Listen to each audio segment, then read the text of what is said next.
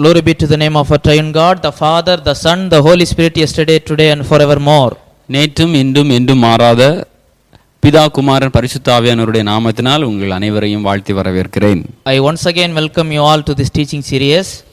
மீண்டும் ஒரு முறை இந்த உபதேச நிகழ்ச்சிகளுக்கு உங்களை வரவேற்பதிலே சந்தோஷம் அடைகிறேன். We have started a teaching series on why study theology. நாம் கடந்த வாரத்திலே ஏன் நாம் இறையியல் கற்க வேண்டும் என்கிற தலைப்பிலே நாம் சில காரியங்களை தியானித்தோம். In the last session, that is the first session, நாம் கடைசி பகுதியிலே, அதாவது முதல் பகுதியிலே we have expounded on the consequences of not studying theology. இறையியல் படிக்காததினால் ஏற்படுகிற விளைவுகளை குறித்து நாம் கடந்த பகுதியிலே நாம் தியானித்தோம். Both for individual Christians and for Christian ministries. ஒரு தனிப்பட்ட கிறிஸ்தவனுக்கும் அதே வேளையில் ஒரு ஊழிய ஸ்தாபனங்களுக்கும் சரி அவைகள் பொருந்தும். I am going to give you 6 reasons on why study theology.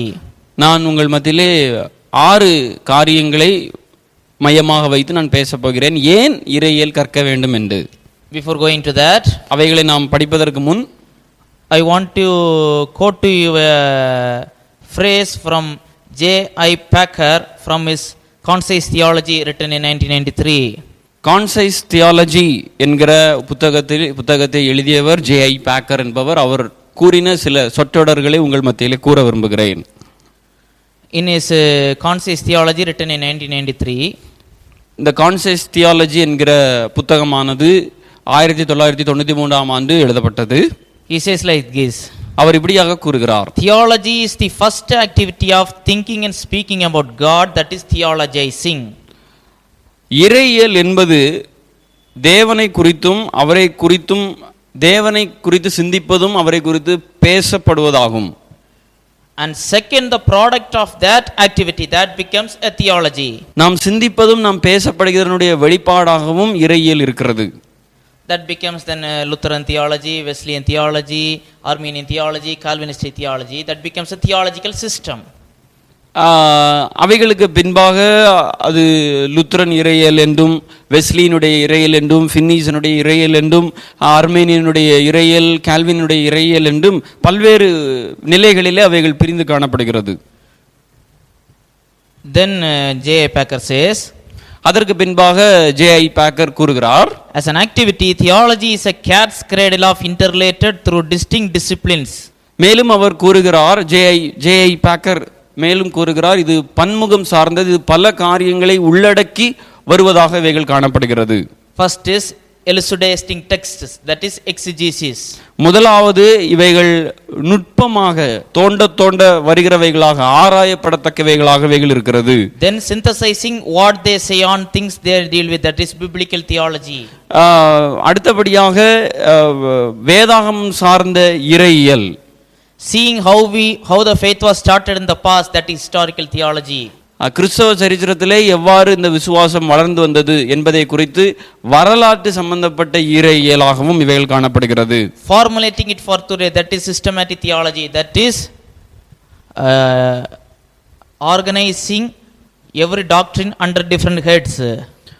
ஒரே தலைப்பின் கீழாக பல்வேறுபட்ட நிலைகளில் இருந்து பகுத்து பிரித்து அவைகளை ஆராய்ந்து சொல்லக்கூடிய இறையியலை நாம் சிஸ்டமேட்டிக் தியாலஜி, அதாவது அவைகளை நாம் முறைப்படுத்தப்பட்ட இறையியல் என்று கூறுகிறோம். Finding its implications for conduct, that is ethics. மேலும் நடைமுறை வாழ்க்கை சார்ந்த சில விஷயங்களையும் இறையியல் நமக்கு கூறுகிறது. Commending and defending it as truth and wisdom, that is apologetic, that is to defend the truth. நாம் விசுவாசிக்க கூடியவைகளை நிலைநிறுத்துவது. Defining the Christian task in the world, that is missiology. மேலும் இறையியலானது இந்த பூமியிலே ஒரு கிறிஸ்தவன் எவ்வாறு வாழ வேண்டும் என்பதை குறித்தும் குறிப்பிடுகிறது. Stockpiling resources for life in Christ, spirituality. கிறிஸ்தவ ஆவிக்குரிய ஜீவியத்திற்கு அடுத்த காரியங்களை படிப்பதையும் இந்த இறையியல் கூறுகிறது. And corporate worship, that is liturgy. மேலும் சபை ஒழுங்குமுறைகள், ஆராதனை முறைகள் இவைகளை குறித்து இந்த இறையியல் குறிப்பிடுகிறது. And exploring ministry, that is practical theology. ஒரு நடைமுறை அனுபவம் சார்ந்த விஷயங்களையும் இந்த இறையியலானது குறிப்பிடுகிறது. So according to James Packer, theology involves many concepts. ஆகவே ஜேம்ஸ் ஐ பேக்கரின் படி இந்த இறையியலானது பல்வேறுபட்ட நிலைகளை குறித்து ஆராய்ந்து பகுத்து பிரித்து நமக்கு விளக்குகிறது. First you should think about God and speak about God. முதலாவது நாம் தேவனை குறித்து சிந்திப்பதும் அவரை சார்ந்த விஷயங்களை பேசுவதும் இறையியல் என்று குறிப்பிடுகிறார். And that should develop into a theological system or framework. அது அந்த இறையியலானது ஒரு நடைமுறைப்படுத்தப்பட்ட ஒரு திட்டமாக அவைகள் மாற வேண்டும் என்றும், and that includes many streams. அந்த இறையியல் பல்வேறுபட்ட நிலைகளில் அவைகள் பிரிந்தும் காணப்படுகிறது என்று அவர் குறிப்பிடுகிறார். You have to expound the biblical text. நாம் இவைகளை வேதத்தின் மூலமாக வேதத்திலிருந்தும் அநேக காரியங்களை நாம் எடுத்துக்கொள்ளலாம். What the Bible says about God, that is biblical theology, deriving the theology from each and every book of the Bible.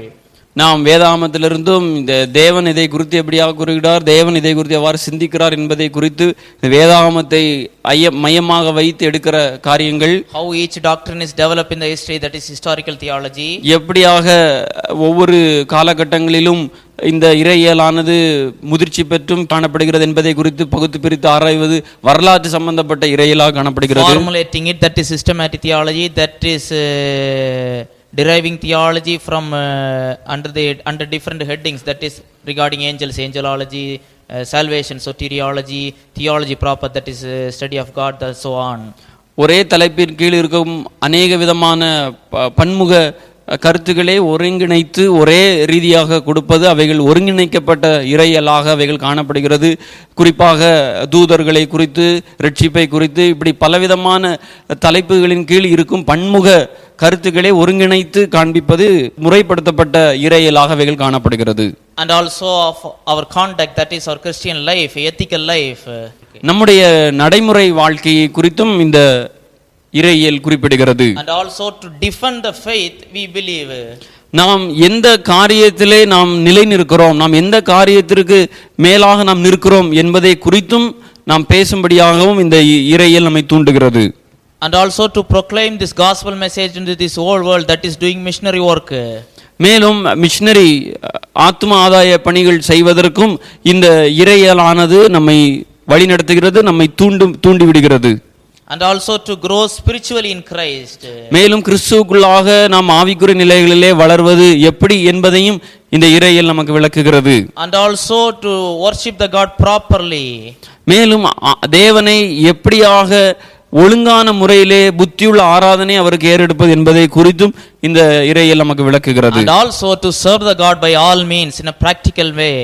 எப்படியாக நம்முடைய நடைமுறை வாழ்க்கையின் மூலமாக எல்லா நிலைகளும் அவரை மகிமைப்படுத்துவது, அவரை துதிப்பது என்பதை குறித்தும் இறையியல் நமக்கு விளக்குகிறது. So this is not only an academic discipline. இது வெறுமனே அறிவு சார்ந்த விஷயம் மட்டுமல்ல. Theology must be a part of our day to day life. இந்த இறையியலானது நம்முடைய வாழ்வினுடைய ஒரு அங்கமாக, ஒரு பங்காக அவைகள் காணப்படுகிறது. So you should not neglect theology. ஆகவே நாம் இறையியலை நாம் அலட்சியமாகவோ நிர்விசாரமாகவோ எண்ண வேண்டாம். Because theology includes these all things which I mentioned earlier. நான் உங்களுக்கு முன்பாக குறிப்பிட்டது போல இந்த இறையியலானது இவை அத்தனை காரியங்களையும் ஒன்றிணைத்து அவைகள் நமக்கு காண்பிக்கிறது. To have a proper behavior, you should have a proper belief in the first place. நமக்கு ஒரு சரியான ஒரு குணாதிசயம் இருக்க வேண்டுமானால் ஒரு சரியான விசுவாசத்தின் அடிப்படையில் நல்ல குணாதிசயங்கள் நமக்குள்ளாக திளைக்கிறது. That is why we should study theology. ஆகவே நாம் இறையியல் கற்பது அவசியமாக காணப்படுகிறது. I'm going to give you 6 reasons on why study theology. நான் உங்களுக்கு முன்பாக 6 காரியங்களை குறிப்பிட விரும்புகிறேன் ஏன் நாம் இறையியல் கற்க வேண்டும் என்று. The first reason is, முதலாவது காரியம் என்னவென்றால், to understand the scriptures. நாம் இந்த வேதாகமத்தை புரிந்து கொள்ள வேண்டும் என்பதே. Because we believe that all scripture is inspired by God himself. ஏனெனில் நாம் நம்புகிறோம் இந்த அனைத்து வேத வார்த்தைகளும் தேவ ஆவியினாலே அருளப்பட்டவைகள் என்று. It is from God. ஏனெனில் இவைகள் நேரடியாக தேவனிடத்திலிருந்து வந்தவைகள். The Bible is the word of God. இந்த வேத புத்தகமானது தேவனுடைய வார்த்தையாக காணப்படுகிறது. It is the only word of God. இது தேவனுடைய வார்த்தையாகவே இருக்கிறது. If this is the true word of God, இது தேவனுடைய வார்த்தையா இருக்கும் என்றால் we should understand it in a proper manner. நாம் இவைகளை சரியான முறையிலே பகுத்து பிரித்து புரிந்து கொள்ள வேண்டியது அவசியமாக இருக்கிறது. Even though this compilation of books was written by human authors, பலவிதமான புத்தகங்கள் பலவிதமான எழுத்தாளர்களால் இவைகள் எழுதப்பட்டிருந்தாலும், but these all 66 books were written under the inspiration of the Holy Spirit. They were carried by the Holy Spirit and wrote the scriptures. இந்த 66 புத்தகங்களும் தேவனுடைய ஆவியானவருடைய நடத்துதலினால் அவருடைய ஒரு தூண்டுதலின் அடிப்படையிலே இவைகள் ஆவியினால் எழுதப்பட்டவைகளாக காணப்படுகிறது. 2 Timothy chapter 3 verse 16 and 2 Peter chapter 1 verse 21 says that 2 தீமோத்தேயுவின் புத்தகம் 3ஆவது அதிகாரம் 16வது வசனம், மேலும் 2 பேதுருவின் புத்தகம் 1ஆவது அதிகாரம் 21வது வசனம் இவைகளை குறிப்பிடுகிறது. If God has inspired this book, we should understand and apply this message in a correct manner. இது தேவனிடத்திலிருந்து அருளப்பட்டவைகளாக இருக்கிறபடியினால் இவைகளை நாம் சரியான முறையிலே புரிந்து கொண்டு அவைகளை அனுபவமாக்க வேண்டியது அவசியமாக இருக்கிறது.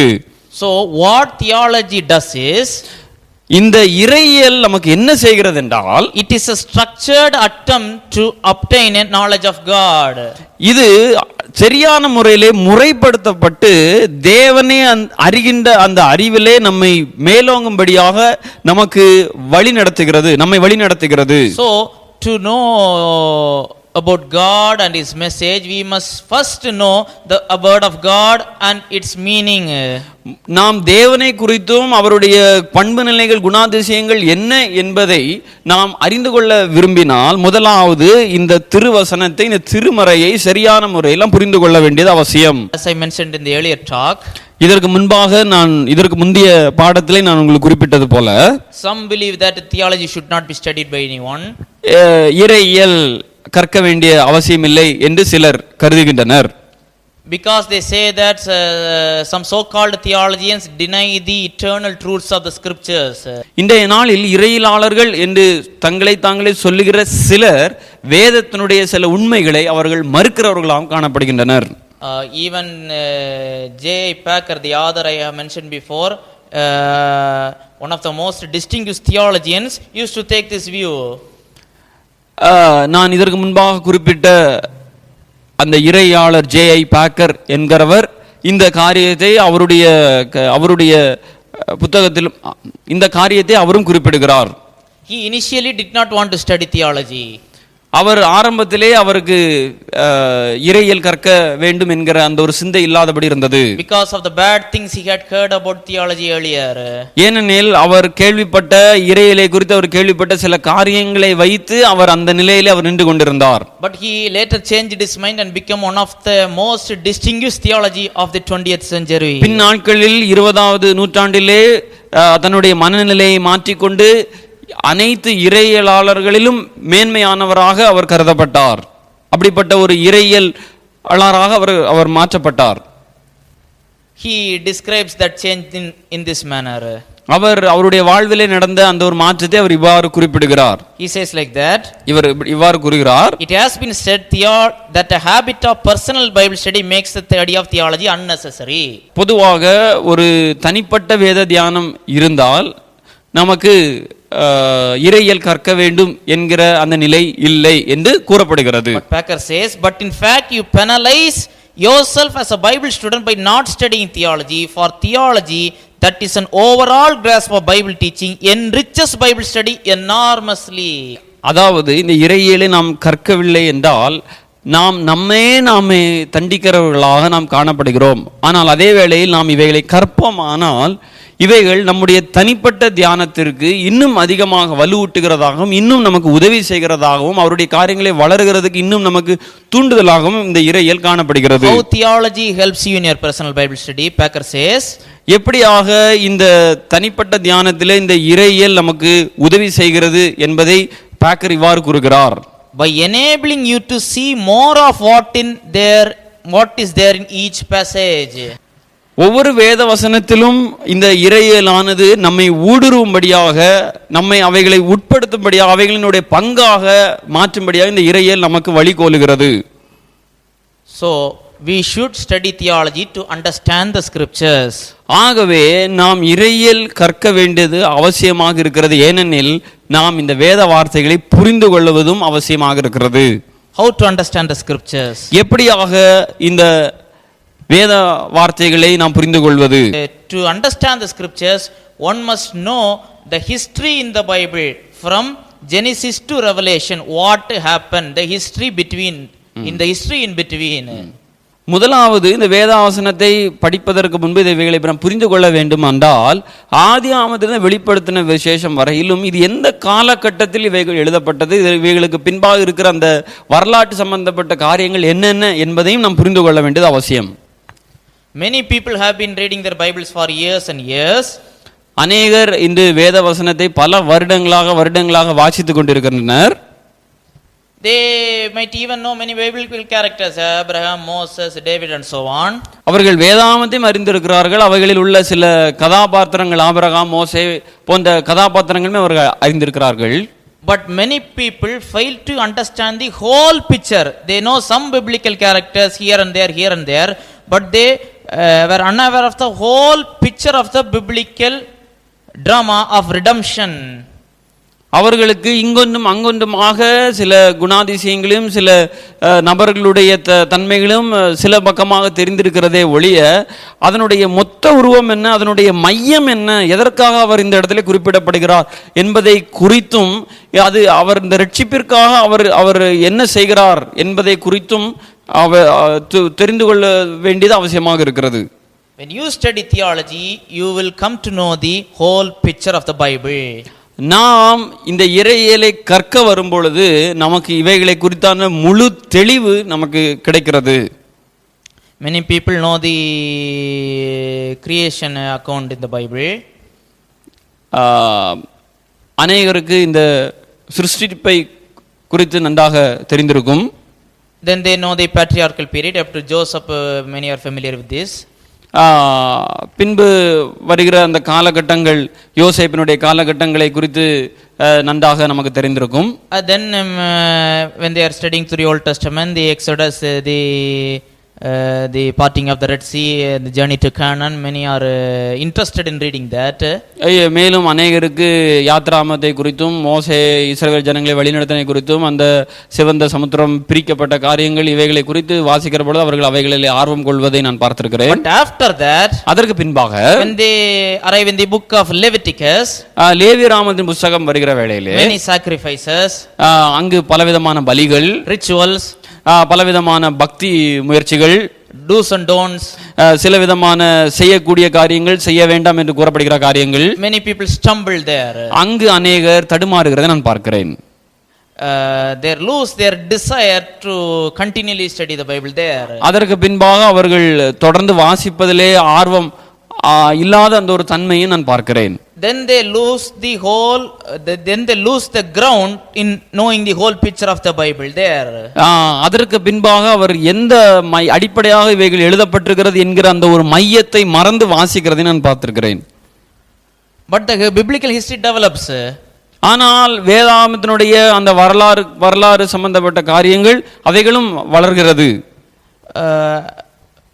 Book of Joshua, யோசுவாவின் புத்தகத்தை பார்க்கிற வேளையிலே captured and divided the land for the 12 tribes. 12 கோத்திரங்களுக்கும் இந்த தேசத்தை அவர்கள் பங்கிட்டு கொடுக்கிறதை பார்க்கிறோம். Then the period of judges, அதற்கு பின்பு நியாயாதிபதிகளின் காலங்கள், followed by the period of kings. அதற்கு பின்பாக ராஜாக்களின் காலங்கள். After Solomon, the Israelites divided into northern and southern kingdom. சாலமோனுடைய காலங்களுக்கு பின்பாக அவைகள் இரண்டாக பிரிக்கப்படுகிறது. So there were prophets sent to the northern kingdom, there are prophets to the southern kingdom. சில விதமான தீர்க்கதரிசிகள் தெற்கு ராஜ்யத்திற்கும் சில விதமான தீர்க்கதரிசிகள் வடக்கு ராஜ்யத்திற்கும் அனுப்பப்படுகிறார்கள். The northern kingdom was taken into exile in the first place. வடக்கு ராஜ்யமானது முதலாவது சிறையிருப்புக்கு சென்றது.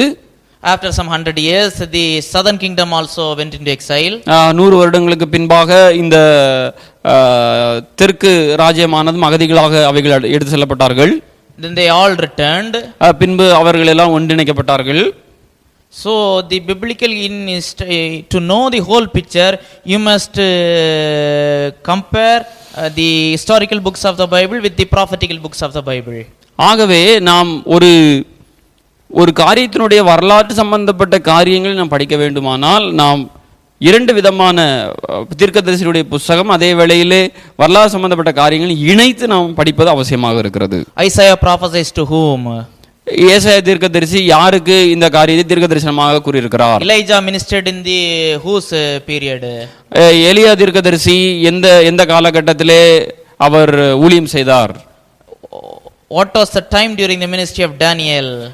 தானியேலுடைய காலகட்டம் எந்த காலகட்டத்திலே தானியேல் ஆனது இந்த உலகத்திலே அவர் ஊழியம் செய்தார்? So only if you know the whole picture, the understanding of the Bible becomes to you easier. ஆகவே இந்த வரலாற்று சம்பந்தப்பட்ட காரியங்களை நாம் முதலாவது படிக்கும் பொழுதுதான் அதனை சார்ந்து வருகிற வேத வசனங்களோடு ஒப்பிட்டு நாம் பார்க்கிற பொழுது அவைகள் நமக்கு மெதுவாகவும் லகுவாகவும் இருக்கிறது காரியத்தை புரிந்து கொள்ள. In the book of Zechariah, சகரியாவின் புத்தகம், a person called Joshua is mentioned. அங்கே யோசுவா என்கிற ஒரு நபரை குறித்து சொல்லப்பட்டிருக்கிறது. Chapter 3, a person called Joshua is mentioned. சகரியாவின் புத்தகம் 3வது அதிகாரத்தை நாம் பார்க்கிற வேளையில் அங்கு யோசுவா என்கிற ஒரு மனிதனை குறித்து நாம் பார்க்கிறோம். And he showed me Joshua the high priest standing before the angel of Lord, and Satan standing at his right hand to resist him. யோசுவா தேவனுக்கு முன்பாக நின்றான், சாத்தான் அவன் அருகிலே நின்று சில காரியங்களை யோசுவாவை கை நீட்டி குற்றம் சாட்டுகிறான். Many people confuse this Joshua with the Joshua mentioned in the book of Joshua, that is the successor to Moses. இந்த அநேகர் இந்த யோசுவாவையும் மோசேக்கு பின்பாக வந்த யோசுவாவையும் இணைத்து அவர்கள் இணைத்து பார்க்கிறதை நான் பார்த்திருக்கிறேன். When did Joshua become high priest? எப்பொழுது இந்த யோசுவா பிரதான ஆசாரியனாக மாறினார்? This Joshua is not that Joshua. இந்த யோசுவா அந்த யோசுவா ஒன்றல்ல. This Joshua is the high priest after the Jewish people came back from the Babylonian exile. இந்த யோசுவா பாபிலோனியுடைய அகதிகள் தங்களுடைய இடத்திற்கு திரும்பி வருகிற வேளையிலே இவர் பிரதான ஆசாரியனாக அவர் மாறினவர். He along with Zerubbabel ministered unto the Lord.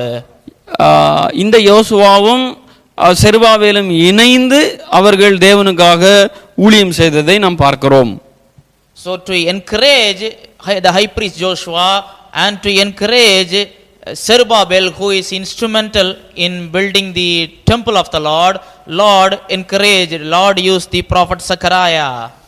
ஆகவே இந்த செருபாபேலையும் தேவனுக்கு அடுத்த அந்த ஊழிய பணிகளிலே மும்மரமாக செயல்பட்டது செருபாபேலையும் இந்த பிரதான ஆசாரியன் ஆகிய இந்த யோசுவாவையும் ஊக்கப்படுத்தவே தேவன் சகரியா என்கிற ஒரு தீர்க்கதரிசியை பயன்படுத்தினார். And also I will give you another example. உங்களுக்கு மேலொரு உதாரணத்தை நான் தர விரும்புகிறேன். The same book of Zechariah chapter 4 and verse 6. சகரியாவின் புத்தகம் 4வது அதிகாரம் 6வது வசனம். The Lord says, தேவன் கூறுகிறார், this is the word of the Lord unto Zerubbabel, saying, not by might, not by power, but by my spirit, saith the Lord of hosts. செருபாபேலே சொல்லப்படுகிற கர்த்தருடைய வார்த்தை என்னவென்றால், பலத்தினால் அல்ல பராக்கிரமத்தினாலும் அல்ல, என்னுடைய ஆவினாலே ஆகும் என்று சேனை கர்த்தர் கூறுகிறார். Why? ஏன்? Because even after the Jewish people came back from exile, the construction of the temple of the Lord was hindered for years.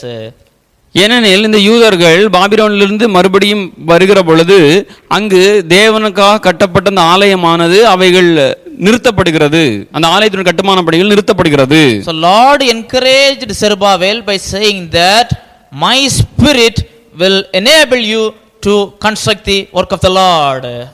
ஆகவே இந்த செருபாபேலுக்கு தேவனுடைய தீர்க்கதரிசி மூலமாக ஒரு நம்பிக்கை ஊட்டுகிற ஒரு ஊக்கம் ஊட்டுகிற வார்த்தை வருகிறது. உன்னுடைய பலத்தில் அல்ல பராக்கிரமத்தில் அல்ல, என்னுடைய ஆவியினாலே இவைகள் ஆகும். Because Haggai chapter 1 verse 1 says, ஆகாயினுடைய தீர்க்கதரிசியின் புத்தகம் 1வது அதிகாரம் 1வது வசனம் கூறுகிறது, in the second year of Darius the king, in the 6th month, in the first day of the month, came the word of the Lord by Haggai the prophet to Zerubbabel the son of Shealtiel, governor of Judah, and to Joshua the son of Josedek the high priest. ராஜாவாகிய தரியு அரசாண்ட 2ஆம் வருஷம் 6ஆம் மாதம் 1ஆம் தேதியிலே கர்த்தருடைய வார்த்தை ஆகாயின் தீர்க்கதரிசி மூலமாக சேலத்தின் குமாரனாகிய செருபாபேல் என்னும் யூதாவின் தலைவனுக்கும் யோசேதேக் குமாரனாகிய யோசுவா என்னும் பிரதான ஆசாரியன் உண்டாகி அவர் சொன்னது என்னவென்றால், so to understand this particular prophecy, ஆகவே இந்த குறிப்பிட்ட தீர்க்க தரிசனத்தை நாம் புரிந்து கொள்ள வேண்டும் என்றால் you must have to know the historical background of the situation. நமக்கு இதை குறித்தான வரலாற்று சம்பந்தப்பட்ட காரியங்களையும் அறிந்திருப்பது அவசியமாக So இருக்கிறது. you must have to connect this book with the book of Second Chronicles, book of Ezra and Nehemiah, and also connect this book of Haggai with the other prophets, book of Zechariah. So you must connect many dots. ஆகவே நாம் அநேக விதமான புள்ளிகளோடு இந்த காரியத்தை இந்த குறிப்பிட்ட சம்பவத்தை நாம் இணைப்பது அவசியமாக இருக்கிறது. சகரியாவின் தீர்க்க தரிசன புஸ்தகம், ஆகாய் தீர்க்க தரிசன புஸ்தகம், மேலும் பலவிதமான தீர்க்க தரிசனங்களுடைய புஸ்தகத்தோடு இணைத்தே இந்த காரியத்தை நாம் புரிந்து கொள்ள வேண்டும். அப்பொழுதே அந்த வரலாற்று சம்பந்தப்பட்ட காரியங்கள் நமக்கு திட்டம் தெளிவாக நமக்கு புரிய வருகிறது. Only you can understand, not by might, not by power, but by my spirit, says the Lord. What will the spirit do to Zerubbabel? அப்பொழுது மட்டுமே நாம் அறிந்திருக்க முடியும். பலத்தினாலும் அல்ல, பராக்கிரமத்தினால, தேவனுடைய ஆவியினாலே ஆகும் என்கிற பதமானது இந்த ஆவி இந்த செருபாபேலுக்கு என்ன செய்கிறது என்பதை குறித்து நாம் அறிந்திருக்க முடியும். Here is where theology helps you. இந்த இடத்தில் தான் நாம் இறையியல் என்கிற காரியம் நமக்கு உதவி செய்கிறது.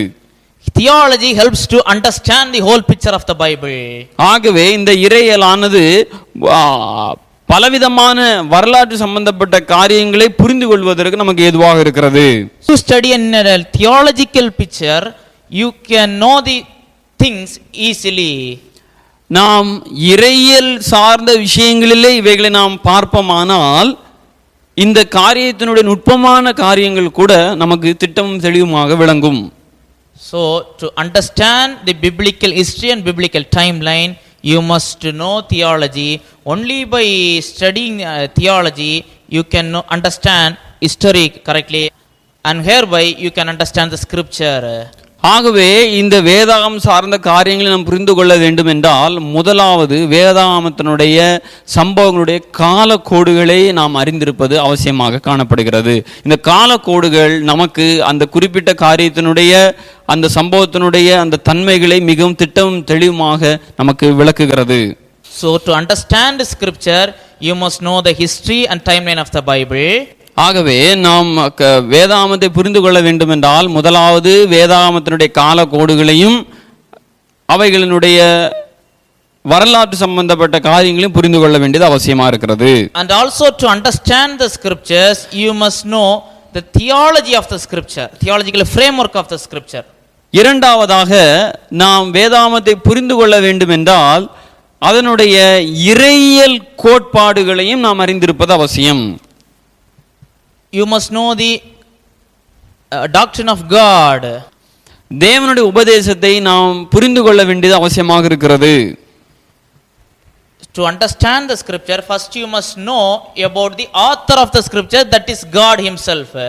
முதலாவது இந்த வேத வசனங்களை நாம் புரிந்து கொள்ள வேண்டும் என்றால் இதை எழுதின அந்த நாயகர், அந்த சரித்திர நாயகரை நாம் முதலாக அறிந்திருப்பது அவசியம்.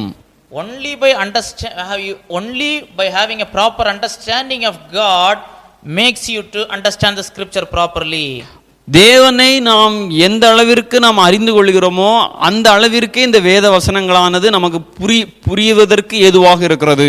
That includes the three members of the Trinity, Father, Son and the Holy Spirit. அது மூன்று நபர்களை மையமாக வைத்து வருகிறது, பிதா, குமாரன், பரிசுத்த ஆவியானவர். Because the pages of scripture are filled with the persons of Godhead. ஏனெனில் இந்த புத்தகத்தினுடைய ஒவ்வொரு பக்கங்களிலும் தெய்வத்துவத்தினுடைய அந்த செய்திகளாகவே காணப்படுகிறது. So only by having a correct understanding of God makes you to understand the scripture properly. If you have a false understanding of God, you could end up interpreting the scripture in a wrong manner. ஆகவே தேவனை குறித்தான அந்த அறிவு நமக்கு போதுமானதாக இல்லை என்றால் இந்த வேதாகமத்தை நாம் வியாக்கியானம் செய்யும்போது மற்றவர்கள் கூறும்போது அவரை தவறான முறையிலே நாம் கூறிவிடுவோம். Here is where theology helps you. இந்த இடத்தில் நமக்கு இந்த இறையியல் உதவி செய்கிறது. Who God is, who God is not. யார் தேவன், யார் தேவன் இல்லை, what God does and what God will not do, தேவன் எதை செய்வார், தேவன் எதை செய்ய மாட்டார், what are the attributes of God, தேவனுடைய குணாதிசயங்கள் என்னென்ன, eternality of God, அவருடைய நித்தியத்துவம் என்ன, love of God, அவருடைய அன்பு என்ன, the omnipotence of God, அவருடைய சர்வ வல்லமைத்துவம் என்றால் என்ன, the uncreatedness of God, அவர் சிருஷ்டிக்கப்படாமல் நித்திய காலமாக இருக்கிற அந்த நிலை என்றால் என்ன, the relationship between the three members of the Holy Trinity, திருத்துவத்தில் இருக்கும் மூன்று நபர்களுடைய அந்த ஐக்கியம் எப்படியாக இருக்கிறது, three members are equal, இந்த மூன்று நபர்களும் சரிசமமாகவே இருக்கிறார்கள். only by having a clear understanding of God, that is theology proper, that includes the study of God the Father, paterology, a study of God the Son, Christology, study of God the Holy Spirit, pneumatology, you can understand the scripture properly, because the scripture is all about God and his dealings. இந்த வேத புஸ்தகமானது இந்த திருத்துவத்தின் மூன்று நபர்களை குறித்து திட்டமும் தெளிவுமாக ஒவ்வொரு பக்கங்களும் எழுதப்பட்டிருக்கிறபடினாலே, முதலாவது தேவன் என்றால் யார், கிறிஸ்து என்றால் யார், பரிசுத்த ஆவியானவர் என்றால் யார் என்பதை குறித்தான தெளிவு கிறிஸ்தவர்களாகிய நமக்கு அவசியமாக இருக்கிறது. If you don't have a proper theological understanding, you could end up interpreting a scripture wrongly. ஆகவே இந்த தேவனை குறித்தான அந்த அறிவு நமக்கு தெளிவாக இல்லை என்றால், நாம் வியாக்கியானம் செய்கிற வேளையிலே தேவனை குறித்து மற்றவர்கள் சொல்லும் பொழுது அவரை நாம் தவறான ஒரு நபராக நாம் காண்பித்து விடுவோம். For example, உதாரணமாக turn me to the book of Hebrews chapter 2, எபிரேயர் 2வது அதிகாரத்தை நாம் எடுத்துக்கொள்வோம். 11th verse, 11வது வசனம். for both he that sanctifieth and they who are sanctified are all of one, for which cause he is not ashamed to call them brethren. எப்படி எனில், பரிசுத்தம் செய்கிறவரும் பரிசுத்தம் செய்யப்படுகிறவர்களுமாகிய யாவரும் ஒருவராலே உண்டாயிருக்கிறார்கள், இது நிமித்தம் அவர்களை சகோதரர் என்று சொல்ல அவர் வெட்கப்படாமல். He that sanctifies refers to Jesus Christ. இந்த இடத்திலே பரிசுத்தம் செய்கிறவர் என்று குறிப்பிடுகிற பதமானது இயேசுவை குறிப்பிடுகிறது. And they who are sanctified refers to the believers. இந்த இடத்திலே அவர்கள் என்று குறிப்பிடுகிற காரியமானது விசுவாசிகளை குறிப்பிடுகிறது. The scripture says that are all of one. அவர்கள் யாவரும் ஒருவராலே உண்டாயிருக்கிறார்கள் என்று. If you don't have a clear theological understanding, you can falsely interpret this scripture. ஆகவே நாம் தெளிவான திருத்துவத்தை குறித்து தெளிவான ஒரு அறிவு நமக்கு இல்லை என்றால், நாம் தவறான முறையில் இந்த வசனத்தை நாம் வியாக்கியானம் செய்து விடுவோம். Some are wrongly interpreting this verse. How? சிலர் இவ்விதமாக இந்த வசனத்தை வியாக்கியானம் செய்கிறார்கள். Are all of one, they took that phrase, யாவரும் ஒருவராலே உண்டாயிருக்கிறார்கள் என்கிற அந்த பதத்தை எடுத்துக்கொண்டு, they say that both Jesus Christ and believers are created by God the Father. இயேசு கிறிஸ்துவும் மற்ற நம்மை போன்ற மனிதர்களும் எல்லோரும் தேவனாலே அவர்கள் சிருஷ்டிக்கப்பட்டவர்கள் என்று குறிப்பிடுகிறார்கள். English here says that are all of one. Tamil it says that ஒருவராலே உண்டாயிருக்கிறார்கள். That phrase உண்டாயிருக்கிறார்கள், they interpret that it refers to creating something out of nothing. உண்டாயிருக்கிறார்கள் என்கிற அந்த ஒரு பதத்தை எடுத்துக்கொண்டு ஒன்றுமில்லாதிலிருந்து ஒன்றை உருவாக்குகிறவர் தேவன், ஆகவே நாம் எல்லாரும் உருவாக்கப்பட்டவர்களே என்று அவர்கள் குறிப்பிடுகிறார்கள், இயேசுவையும் சேர்த்து. But the truth is Jesus Christ is not a created being, he is the creator himself. ஆனால் உண்மை என்னவென்றால், இயேசு கிறிஸ்து உருவாக்கப்பட்டவர் அல்ல, அவர் உருவாக்குகிறவர். He is the creator of everything. அவரே சகலவற்றையும் சிருஷ்டித்தவர். The three members of the Trinity are uncreated. திருத்துவத்தினுடைய மூன்று நபர்களும் அவர்கள் சிருஷ்டிக்கப்பட்டவர்கள் அல்ல. They exist for eternity. அவர்கள் நித்திய காலமாக இருக்கிறவர்கள்.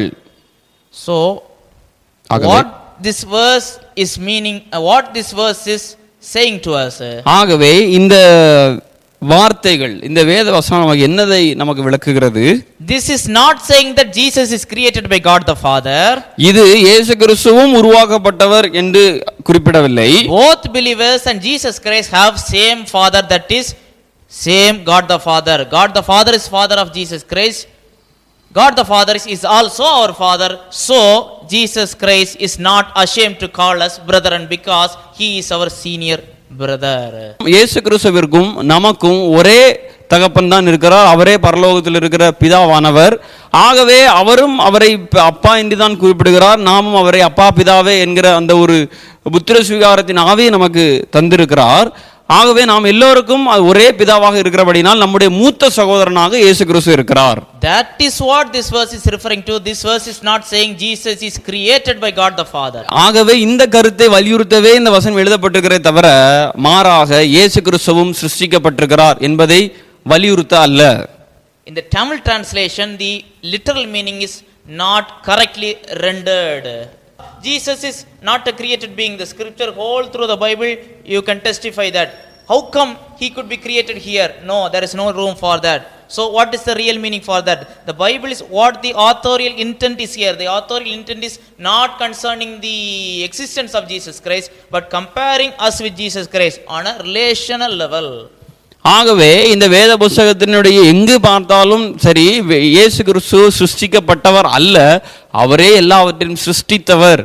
அவருக்கும் நமக்கும் இடையில் உள்ள அந்த உறவு நிலைகள், அந்த ஐக்கிய நிலைகள் எவ்வாறு இருக்கிறது என்பதை குறித்தே வேதாகமும் திட்டம் தெளிவுமாக குறிப்பிடுகிற தவிர, ஆகவே நாம் ஒரு விஷயத்தை படிக்கிற பொழுது அவைகளை இறையியலின் அடிப்படையில் அவைகளை நாம் அணுகுவோமானால் அவைகள் நமக்கு சால சிறந்ததாக நம்முடைய வாழ்க்கைக்கு பிரயோஜனமாக காணப்படுகிறது. I'll give another example. இன்னொரு உதாரணத்தை நான் கொடுக்க விரும்புகிறேன். Colossians chapter 1.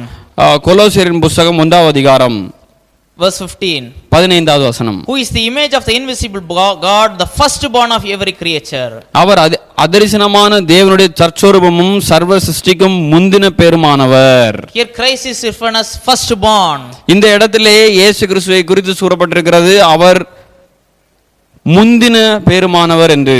Some cults falsely teach that Jesus is the first creation. சில துர்போதனையாளர்கள் இயேசு கிறிஸ்து முதலாவது சிருஷ்டிக்கப்பட்டவர் என்று குறிப்பிடுகின்றனர். But is Paul teaching that here that Jesus is created? No.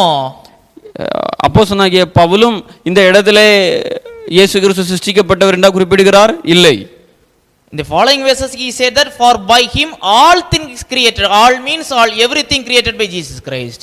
அதற்கு பின்பாக வசனங்களை நாம் வாசிக்கிற வேளையிலே அனைத்தும் அவருக்குள் அவரால் சிருஷ்டிக்கப்பட்டிருக்கிறது என்பதை மையமாக வைத்து அவர் பேசுகிறார். Whether there is in heaven, whether there is in earth. அது பரலோகத்தில் இருந்தாலும் சரி, பூலோகத்தில் இருந்தாலும் சரி. 17 that he is before all things. 17வது வசனம் சொல்லுகிறது, அவர் எல்லாவற்றிற்கும் முந்தினவர், எல்லாம் அவருக்குள் நிலை நிற்கிறது என்று குறிப்பிடுகிறார். The word firstborn, its Greek real word is prototokos. That means eminence over everyone. Preeminence. இந்த முந்தின பேருமானவர் என்கிற பதத்திற்கு கிரேக்கத்திலே புரோட்டோடோப்போ என்கிற ஒரு பதமானது செயல்படுகிறது. அப்படி என்றால் எல்லாவற்றிற்கும் முந்தினவர், முதற் பேனானவர். The word firstborn carries the meaning of the person who has the every blessings of the father. Not when we compare with the example of Abraham, even though Ishmael was born first to Abraham, Isaac was called the firstborn of Abraham because he is the one who inherited the blessings of the father, not Ishmael. Paul is including this phrase in light of that meaning, not in the meaning of what cults interpret that Jesus is created.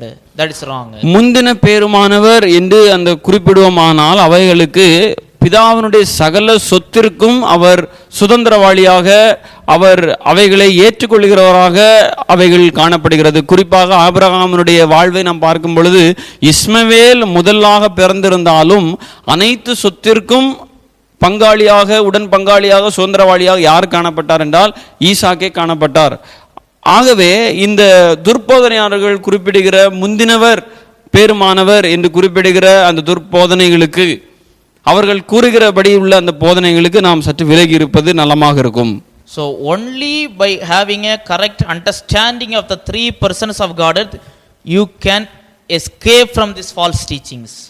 ஆகவே இந்த இறையியல் சம்பந்தப்பட்ட காரியங்களை நாம் தெளிவாக கற்றுக்கொள்ளுகிற பொழுதுதான் இந்த துர்போதனைகளுக்கு நம்மை நாமே காத்துக்கொள்ள முடியும். How? எப்படி? To study the person and work of the three persons of the Trinity.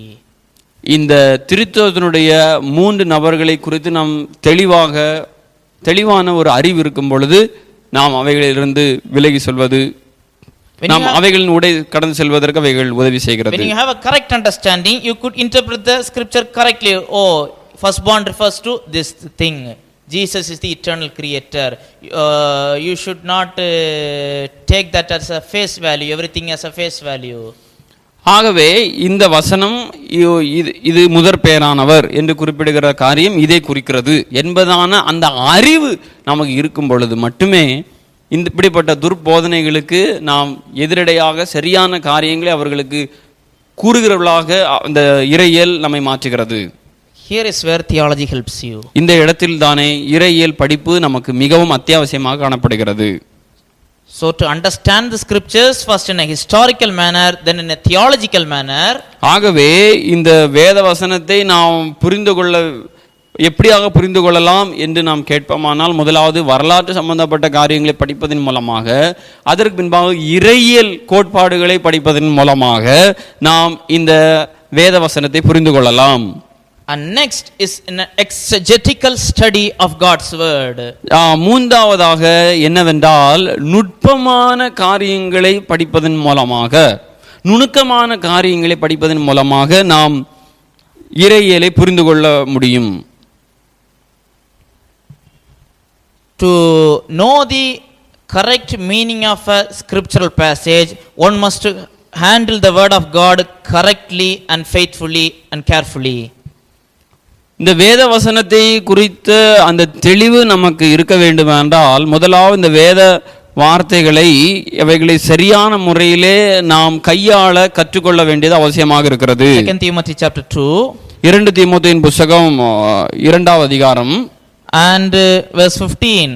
15வது வசனம். Study to shew thyself approved unto God, a workman that needeth not to be ashamed, rightly dividing the word of truth.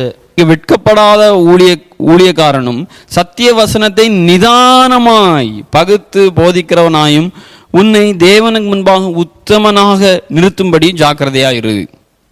Rightly dividing the word of truth. சரியான முறையில் வசனத்தை நிதானமாய் பகுத்து போதிக்கிறவன். How to do that?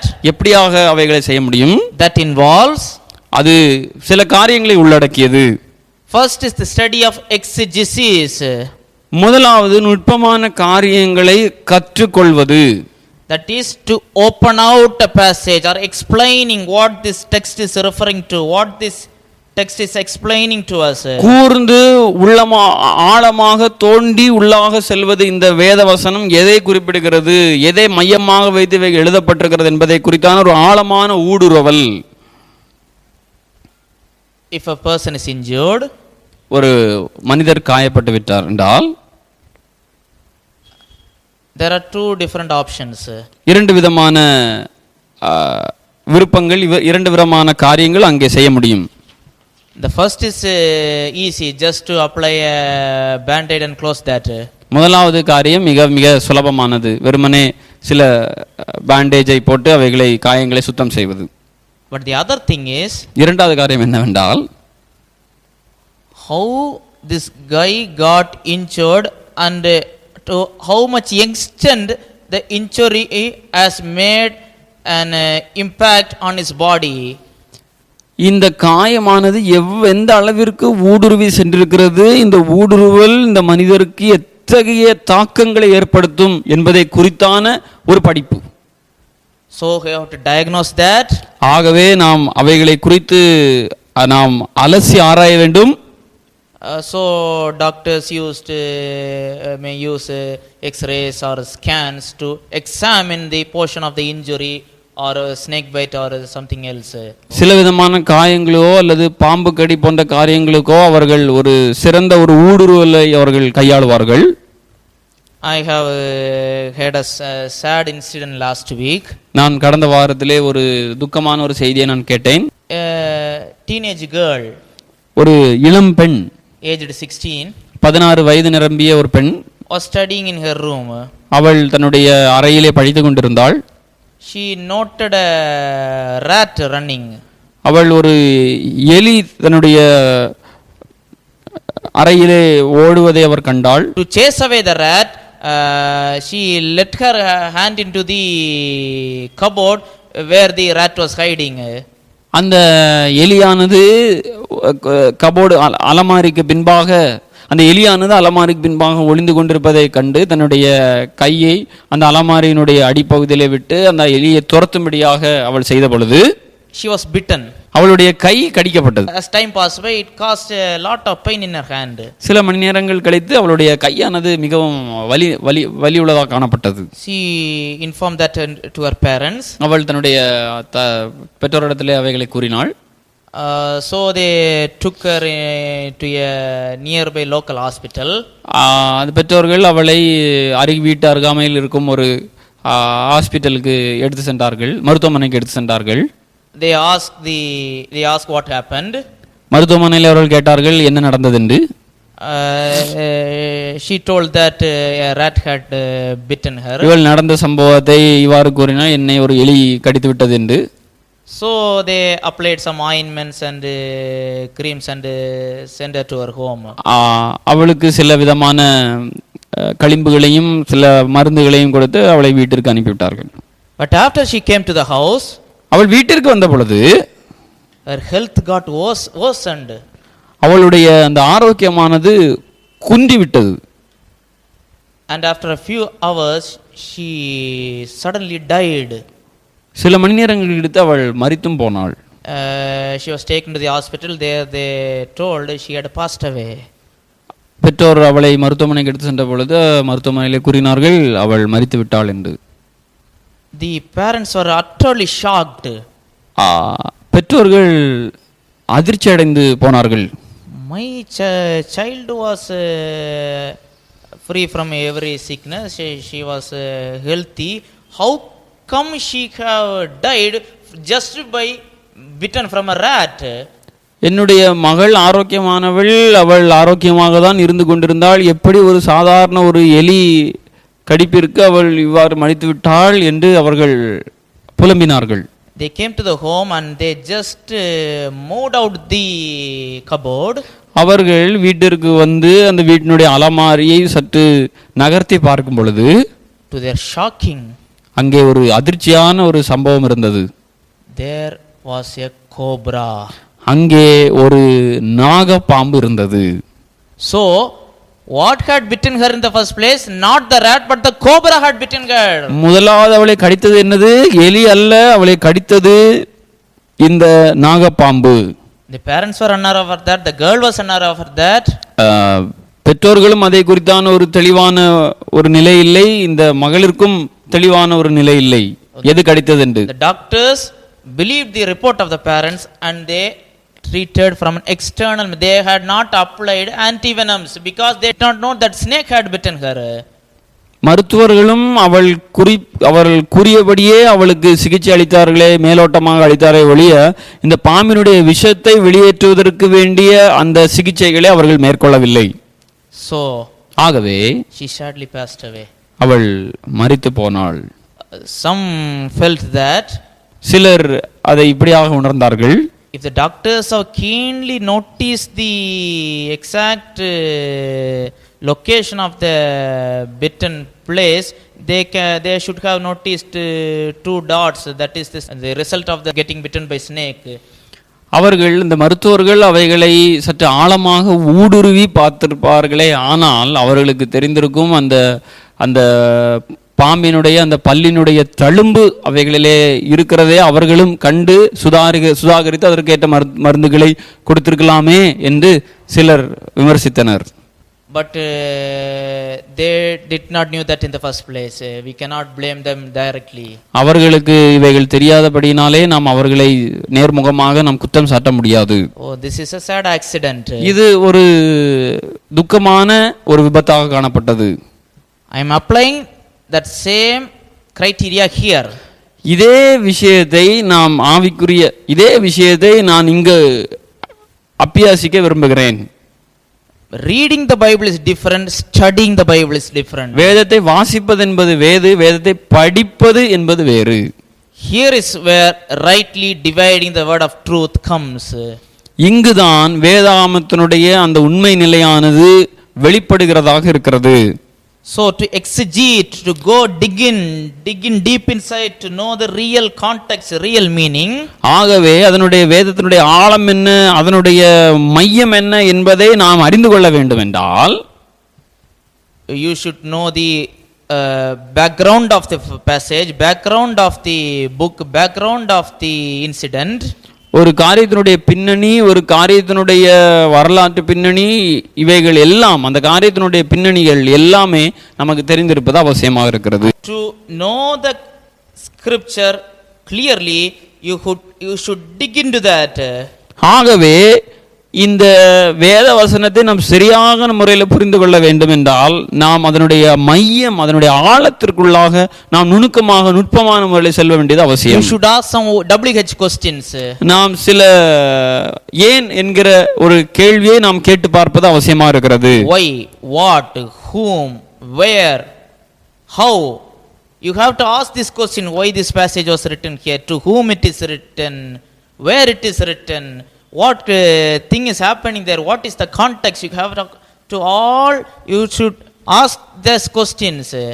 நாம் அந்த காரியத்தை, அதனுடைய மையத்தை நாம் சரியான முறையில் புரிந்து கொள்ள வேண்டும் என்றால் சில கேள்விகளை நாம் அந்த வசனத்திலே கேட்டு பார்க்க வேண்டும். ஏன், எதற்கு, எங்கே, எப்பொழுது, எப்படி என்கிற அப்படிப்பட்ட அந்த ஒரு கேள்வி நாம் கேட்கும் பொழுது அதனுடைய ஆழத்திற்குள்ளாக அவைகள் நம்மை எடுத்து செல்கிறதாக காணப்படுகிறது. உதாரணமாக Philippians chapter 2 பிலிப்பியரின் புத்தகம் and from verse 5, பிலிப்பியர் 2வது அதிகாரம் 5வது வசனத்திலிருந்து Paul is presenting a great doctrinal truth here. இந்த இடத்திலே அப்போஸ்தலனாகிய பவுல் ஒரு சிறந்த உபதேசத்தை நம் முன்பாக வைக்கிறார். The humiliation and exaltation of Jesus Christ. இயேசு கிறிஸ்து தாழ்மைப்படுதலையும் அவருடைய மகிமைப்படுதலையும் குறித்து அவர் இந்த இடத்திலே அவர் குறிப்பிடுகிறார். So you should look into the context first. நாம் முதலாவது அது எதற்கு, அதனுடைய முன் பின்பாக இருக்கிற காரியங்கள் நாம் பார்க்க வேண்டும். First he begins by saying that let this mind be in you which was also in Christ Jesus. இப்படிப்பட்ட சிந்தையே உங்களிலும் இருக்க கடவது என்று இயேசு கிறிஸ்துவை குறித்து அவர் பேசுகிறார். So to make a mature Christians, he is quoting an example from Jesus Christ. ஆகவே ஒரு முதிர்ச்சியுள்ள கிறிஸ்தவனாக மாற்றுவதற்கு அவர் கிறிஸ்து இயேசுவை கவனித்து பாருங்கள் என்று கிறிஸ்து இயேசுவிற்கு நேராக தன்னுடைய விரலை நீட்டுகிறார். He speaks about Christian unity to humbleness and so on. அவர் இந்த இடத்திலே ஒரு கிறிஸ்தவ ஐக்கியத்தை குறித்தும் தாழ்மைப்படுதலை குறித்தும் அவர் இந்த இடத்திலே பேசுகிறார். Here he reflects the example of Jesus Christ. இந்த இடத்திலே இயேசு கிறிஸ்துவினுடைய அந்த ஒரு உதாரணத்தையும் அவர் பிரதிபலிக்கிறார். So why is Paul bringing here the humiliation, exaltation of Jesus Christ? To teach Christians the necessity of humbleness and the necessity of unity. தாழ்மைப்படுதலுடைய அந்த முக்கியத்துவத்தையும் மகிமைப்படுதலுடைய அந்த முக்கியத்துவத்தையும் குறித்து விளக்குவதற்காக அவர் இயேசு கிறிஸ்துவை இந்த இடத்திலே கொண்டு வந்து நிறுத்துகிறார். And then you have to exegete these verses. பின்பு இவைகளுடைய அந்த ஆழத்திற்குள்ளாக நாம் ஊடுருவி செல்வது அவசியம். The context. முதலாவது அதனுடைய எதை மையமாக வைத்து அவைகள் சொல்லப்படுகிறது என்கிற அந்த நிலை. In what, where Paul is writing, from where Paul is writing this, he is writing from the prison in Rome. இந்த இடத்திலே அப்போஸ்தலனாகிய பவுல் ரோமில் இருக்கக்கூடிய அந்த சிறைச்சாலையிலிருந்து நிருபத்தை சபைகளுக்கு அவர் எழுதுகிறார். After knowing the purpose of the book, author of the book, context of the book, you have to dig it into the phrase by phrase meaning of the verse. இதனுடைய பின்னணிகள், இதனுடைய நோக்கங்கள் எல்லாவற்றையும் அறிந்த பின்பு நாம் இதனுடைய ஆழத்திற்குள்ளாக செல்வது அவசியம். That is how you could understand the scripture. அப்படியாகவே நாம் வேத வசனத்தை அறிந்து கொள்ள முடியும். First you have to read. முதலாவது நாம் வாசிக்க வேண்டும். Not to stop there. அந்த இடத்துல நாம் நின்று விடக்கூடாது. You have to read it again.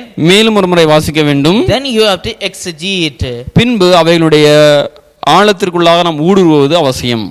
That involves knowing the context. அதிலே காணப்படுகிற காரியங்கள், அதனுடைய காரியங்கள், அதை நாம் அதை புரிந்து கொள்ள வேண்டுமென்றால் அதனுடைய சூழமைகளை புரிந்து கொள்ள வேண்டும். The historical background. அதனுடைய வரலாற்று சம்பந்தப்பட்ட காரியங்களை புரிந்து கொள்ள வேண்டும். The purpose. அதனுடைய நோக்கம் என்ன என்பதை புரிந்து கொள்ள and வேண்டும். also referring to the original languages in which that verse was written. மேலும் இதனுடைய மூல பிரதிகளையும் நாம் தேவை என்றால் நாம் ஒப்பிட்டு பார்ப்பது அவசியம். By applying these principles you can understand the scriptures. இந்த காரியங்களை எல்லாம் நாம் அனுபவமாக்கும் பொழுது இந்த வேத வசனமானது நமக்கு புரிந்து கொள்வதற்கு அவைகள் ஏதுவாக So காணப்படுகிறது. in this session ஆகவே இந்த பகுதியிலே we have expounded on we have to study theology so that we can understand the scriptures. ஆகவே நாம் முதலாவது இந்த பகுதியில் நாம் படித்துக்கொண்ட காரியம் என்னவென்றால் நாம் ஏன் இறையியல் கற்க வேண்டும் என்கிறதிலே முதலாவது இந்த வேத வசனங்களை தெளிவான முறையில் புரிந்து கொள்வதற்கு இந்த இறையியல் நமக்கு உதவி செய்கிறது என்பதை குறித்து முதல் காரியத்தை நாம் பார்த்தோம். Under that we have studied three aspects. இந்த வேதாகமத்தை எவ்வாறு புரிந்து கொள்ள முடியும் என்பதை குறித்து நாம் பார்க்கிற வேளையில் அதில் நாம் மூன்று காரியங்கள் நாம் பார்த்தோம். First is historical, முதலாவது வரலாற்று பின்னணி, second is theological, இரண்டாவது தெய்வத்தை குறித்தான அந்த அறிவு, third is exegetical study. நுட்பமான ஒரு ஊடுருவல். If you do that correctly, இந்த மூன்று காரியங்களும் செவ்வனே செய்தால் you can understand the scriptures easily. நாம் வேத வசனங்களை தெளிவான முறையிலே புரிந்து கொள்ள முடியும். This is theology. இதுவே இறையியல். So do not neglect yourself in studying theology. ஆகவே இந்த இறையியல் வேண்டாம் என்று அவைகளை அலட்சியமாகவோ அவைகளை ஒதுக்க வேண்டாம். God willing, in the next session தேவனுக்கு சித்தமானால் அடுத்த பகுதியிலே we are going to deal the next point on why study theology, that is to prepare for Christian service. நாம் அடுத்த பகுதியிலே தேவனுக்கு சித்தமானால் நாம் ஏன் இறையியல் கற்க வேண்டும் என்கிறதை மையமாக வைத்து இரண்டாவதாக அது நம்மை கிறிஸ்துவினுடைய ஊழியத்திற்காக நம்மை ஆயத்தம் செய்கிறது என்பதை குறித்து நாம் பார்க்க இருக்கிறோம். Until then, God bless you all. Amen. அதுவரையிலும் உங்களோடு தேவன் இருப்பார். ஆமேன்.